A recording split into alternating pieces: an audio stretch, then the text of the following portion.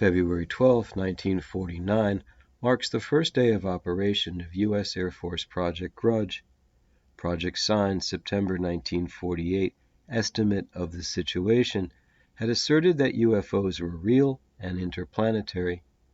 Following General Hoyt Vandenberg's rejection of this document, the name change to Project Grudge was a clear sign for all staffers to adopt a debunking bias. Ed Ruppelt said it best. It doesn't take a great deal of study of the old UFO files to see that standard intelligence procedures were no longer being used by Project Grudge. Everything was being evaluated on the premise that UFOs couldn't exist. No matter what you see or hear, don't believe it. New people took over Project Grudge.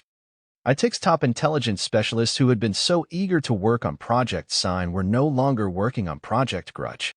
Some of them had drastically and hurriedly changed their minds about UFOs when they thought that the Pentagon was no longer sympathetic to the UFO cause. They were now directing their talents toward more socially acceptable projects. Other charter members of Project Sign had been purged. These were the people who had refused to change their original opinions about UFOs. To reach their objective, Project Grudge launched into a campaign that opened a new age in the history of the UFO. If a comparative age in world history can be chosen, the Dark Ages would be most appropriate. Webster's dictionary defines the Dark Ages as a period of intellectual stagnation. To one who is intimately familiar with UFO history, it is clear that Project Grudge had a two-phase program of UFO annihilation.